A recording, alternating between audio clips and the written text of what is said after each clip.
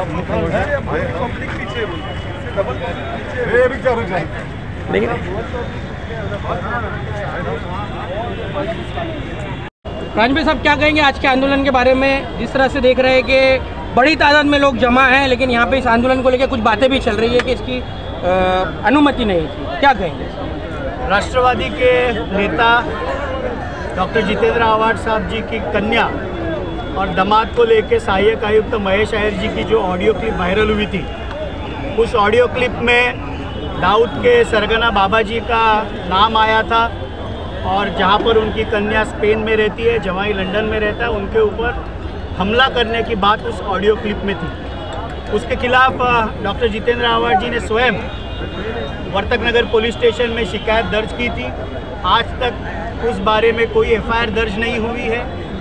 आज मुंब्रा में राष्ट्रवादी के हमारे नेता सैयद अली भाई साहब, मेरे विधानसभा के अध्यक्ष परिवहन सदस्य शमीम भाई और मेरे युवा साथी विरोधी पक्ष नेता शानू पठान, राष्ट्रवादी की सभी संगठन, सभी नगर सेवकों ने और मुंब्रा की आवाम डॉक्टर जितेंद्र आव्हाड जी के समर्थन में भारी मात्रा में इस मोर्चा में शामिल हुई है। थाना पुलिस की हदबलता, दुर्बलता ये दिख रही है कि राष्ट्रवादी के नेताओं पर तुरंत एफआईआर दर्ज होती है, झूठे कलम उसमें लगाए जाते हैं, लेकिन राष्ट्रवादी के नेता डॉक्टर जितेंद्र आव्हाड जी ने स्वयं कंप्लेंट करने के बाद भी सहायक आयुक्त महेश अहिर पे कोई प्रकार की कार्रवाई पुलिस नहीं करती। उसी में थाना पुलिस की दुर्बलता। परांजपे साहब, 28 तारीख को विधायक जितेंद्र आव्हाड जी की जमानत पर अगली सुनवाई होगी। इसी मामले में जिसमें अन्य 4 आपके पार्टी के लोग पकड़े गए, महेश अहिर के साथ जो मारपीट की गई थी, तो उस मामले में अगर अग्रिम जमानत रद्द होती है, ऐसा कुछ अगर संकट फिर से आता है, तो क्या पार्टी की रणनीति रहेगी? पार्टी किस तरीके से फिर आगे अपना अगला कदम उठाएगी? सत्यमेव जयते और न्याय व्यवस्था पे हमें पूरा विश्वास है। 28 तारीख को जब सुनवाई होगी तो हमें न्याय मिलेगा। न्याय व्यवस्था से हम पूरा विश्वास रखते हैं और इसलिए किसी किंतु परंतु में 28 तारीख को क्या होगा इसमें न जाते हुए सत्यमेव जयते और न्याय व्यवस्था पे हमें पूरा विश्वास है। हाल ही में अनंत करमुसम प्रकरण में फिर से राज्य सरकार और राज्य पुलिस को जांच के आदेश देकर 3 माह में फिर से नई चार्जशीट फाइल करने के लिए कहा गया है, क्या कहेंगे? इसके बारे में मैं थोड़ा आपके शब्दों में थोड़ा सा दुरुस्ती करता हूँ। सुप्रीम कोर्ट ने ये आदेश दिया है कि सीबीआई जांच की कोई ज़रूरत नहीं है। अनंत करमुसे की प्रमुख मांग थी कि सीबीआई से इंक्वायरी होनी चाहिए, जो सर्वोच्च न्यायालय ने खारिज कर दी है। और पुलिस को ये हमेशा से अधिकार है कि इन्वेस्टिगेशन प्रोसेस या चार्जशीट दाखिल होने के बाद भी अगर कोई नए सबूत उनको मिलते हैं तो पुलिस वो ऐड कर सकती है। तो इसलिए हमें कोई इसके बारे में डर नहीं लगता है। हम जो भी न्यायालयीन प्रक्रिया है उसे हम फेस कर रहे हैं और सीबीआई जांच की जो उनकी प्रमुख मांग थी वो तो सर्वोच्च न्यायालय ने खारिज कर दी। क्या सारा प्रकरण सिर्फ साहब इसी कर्मू से प्रकरण में गृह निर्माण मंत्री थे, एक ही दिन में न्यायालय में पेश किया गया, एक ही दिन में जमानत भी हो गई। उस वक्त थाने पुलिस के विरोध में आपने कुछ नहीं कहा क्योंकि मंत्री थे, इसके लिए अवार्ड साहब को जो है वो लिबर्टी मिल गई। क्या एक आम आदमी इन्हीं धाराओं के तहत बंद होता तो क्या उसको एक ही दिन में न्यायालय में पुलिस हाजिर करा के जमानत कराती क्या उस वक्त? और इसमें आपको भेदभाव नहीं लग रहा है? आप मुझे लगता है न्यायाधीश खुद ही बन गए क्योंकि वो न्यायालय के हाथ में होता है। पुलिस ने उनको अरेस्ट किया, पुलिस ने उनको न्यायाधीश के सामने पेश किया, उस पर मैं टिप्पणी कर सकता नहीं हूँ। शायद आप न्यायाधीश है, आप खुद मैं न्यायाधीश वाली बात नहीं कर रहा हूँ, प्रक्रिया जो भेदभाव कर रही है उस पर मैंने आपसे पूछा। न्यायालय ने जो निर्णय दिया है उसके ऊपर पुलिस ने उनको अरेस्ट किया था, न्यायालय ने उन्हें जमानत दी, उस पर टिप्पणी करने का अधिकार मुझे नहीं है, आपको भी नहीं है। आप अगर खुद को न्यायाधीश समझ रहे हैं और टिप्पणी करना चाहते हैं तो शायद वो आपका स्वातंत्र है, मैं उसके ऊपर नहीं बोलूँगा। मोर्चा निकला, आप लोग का मुख्य मोर्चा किस बात को लेकर था और कौन कौन लोग इसमें शामिल हुए? देखिए, ऐसा है कि जितेंद्र अवार्ड की फैमिली के बारे में जिस तरीके का वक्तव्य हुआ तो उसके खिलाफ ये एक गुस्सा जाहिर करने के लिए मोर्चा निकला है। दूसरे मैं देख रहा हूँ प्राणपे साहब बार बार बोल रहे हैं कि पुलिस, मैं ये बोलता हूँ कि पुलिस कुछ नहीं करेगी, न सुरक्षा देगी न वो करेगी, बल्कि एक बलात्कार का केस और दर्ज हो सकता है।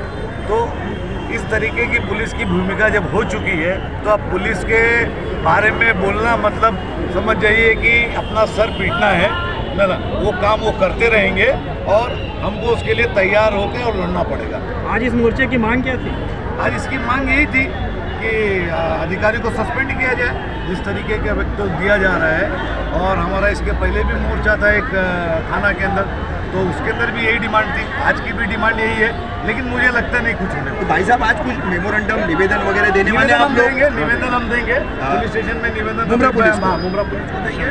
लेकिन मैं फिर एक मरतबा आरोप लगाता हूँ और बड़ा आरोप लगाता हूँ कि महाराष्ट्र की पुलिस आंख बंद करके सोई हुई है। सिर्फ राष्ट्रवादी कार्यकर्ता कहीं कुछ करेंगे तो उनके ऊपर गुनाह दाखिल करने के लिए, बलात्कार, मॉर्शलाइजेशन, हर तरीके के गुनाह दाखिल करने के लिए तैयार है। लेकिन एक बच्ची को धमकी मिली है, उसको सुरक्षा नहीं दी जाएगी, एक औरत को नहीं दिया जाएगा, ये पुलिस का एक वो है। और मैं बिल्कुल इत्मीनान से कहता हूँ कि लड़ाई हमको संघर्ष जारी रखना पड़ेगा, ये ऐसे होने वाला नहीं है। क्या कहेंगे आज का जो है मुमरा विधानसभा क्षेत्र में जो है महेश अय्यर के खिलाफ जो है मोर्चा निकला है, क्या कहेंगे? मैं सबसे पहले हमारे जो प्रेसिडेंट आनंद राजे साहब, मैं उन्हें एक बात की याद दिलाना चाहता हूँ मीडिया के माध्यम से। जिस दिन डॉक्टर जितेंद्र अवार्ड साहब की एंटीसिपेटरी बिल हुई थी, उस दिन जब हम लोग बैठे थे साहब के ऑफिस में, हमारे पार्टी के जो कार्यालय ऑफिस है वहाँ पे जब नताशा साहब की बेटी आई तो उसने आके सबसे पहला सवाल किया कि पापा मेरी सिक्योरिटी कहाँ है, मतलब। और उसके बाद जब मैंने देखा तो जितेंद्र अवार्ड साहब के आँख में आंसू था, उनके पास इस बात का जवाब नहीं था। और उसके बाद मैं ये कहना चाहता हूँ कि आज जिस तरीके से मुमरा कौसा की आवाम राष्ट्रवादी कांग्रेस पार्टी के हमारे तमाम कार्यकर्ता, तमाम नेता, खास करके मेरे बड़े भाई सैयद अशरफ भाई साहब, शानू भाई और शाहरुख सैयद को मैं मुबारकबाद पेश करता हूँ। और तमाम पार्टीज़ के जो हमारे ब्लॉक प्रेसिडेंट हैं, कार्यकर्ता हैं, लोगों को मुबारकबाद पेश करता हूँ। आज इतनी बड़ी तादाद में लोग यहाँ पे बाबा साहब अम्बेडकर साहब के पुतले पे आए हैं। और हमारी ये प्रशासन से मांग है, हमारी ये पुलिस से मांग है, हमारी ये महाराष्ट्र के सीएम साहब से, महाराष्ट्र के डिप्टी सीएम साहब से ये मांग है कि सबसे पहले जिस तरीके का जो ऑडियो हम लोगों ने सुना है, हकीकत में वो सुन करके बहुत दुख होता है, क्योंकि डॉक्टर जितेंद्र अवार्ड साहब की जो बेटी है नताशा, वो पॉलिटिकल नहीं है। उनका दामाद ऐसा है कि जो थाने डिस्ट्रिक्ट के अंदर सिर्फ 5 लोगों को जानता होगा, छठे को वो नहीं जानता है। उसके बाद भी उसको मार देंगे, जितेंद्र अवार्ड एक नाग है, उसको कुचल देंगे। तो ये बातें नाकाबिले बर्दाश्त है, इसे बर्दाश्त नहीं किया जाएगा। और हम थाने महानगर पालिका के आयुक्त महोदय से भी ये कहते हैं कि सर आप इसके ऊपर कुछ अच्छा निर्णय लीजिए। और थाने जो हमारे पुलिस कमिश्नर हैं उनसे भी कहना चाहता हूँ, जो मुमरा पुलिस स्टेशन के इंचार्ज है उनसे भी कहना चाहता हूँ कि इंसाफ के लिए हम लोग आज इस पुतले में खड़े हैं बाबा साहब के। यहाँ पे हमेशा लोगों को इंसाफ मिला है, हमें इंसाफ अवार्ड साहब का एक दावा ये भी था कि महेश अय्यर ने दूसरे कई जो म्यूनिसिपल कॉर्पोरेशन में अधिकारी उनको भी धमकियां दी है। पहले उन्होंने क्या किया वो छोड़ दो, लेकिन जो जग जाहिर है उस पर एक्शन होना चाहिए। सर, आज राष्ट्रवादी कांग्रेस पार्टी की तरफ से मूक मोर्चा निकाला गया था। विधायक जितेंद्र आव्हाड के परिवार को एक जान से मारने की धमकी की ऑडियो क्लिप वायरल हुई थी। उस संबंध में था ये मूक मोर्चा। क्या निवेदन आपको दिया गया है? क्या पुलिस प्रशासन से, विभाग से मांग की गई है? राष्ट्रवादी कांग्रेस पार्टी के जो मुमरा के अध्यक्ष हैं और उनके कारपोरेटर्स और कार्यकर्ताओं ने दारूखाना मस्जिद से अम्बेडकर चौक तक 300-350 लोगों का मुख्य मोर्चा निकाला था। मोर्चा एकदम शांति से उन्होंने यहाँ आए और हमें एक निवेदन दिया है कि डॉक्टर जितेंद्र आव्हाड साहब और उनकी फैमिली है, उनको जो थ्रेट आया था उनके बारे में कार्रवाई करें। उनका निवेदन हमने स्वीकार कर लिया है। ये निवेदन हम उचित कार्रवाई के लिए आगे भेज देंगे। सर, क्या इस मोर्चे को अनुमति ली गई थी पुलिस प्रशासन से, जो एक अनिवार्य अनुमति होती है? उन्होंने हमें एप्लीकेशन दिया था, जो रूल्स और रेगुलेशंस है, कंडीशंस है, उसके मुताबिक उनको हमने रिप्लाई दिया था। वहाँ पे उनको परमिशन दी थी। ठीक, थैंक यू सर।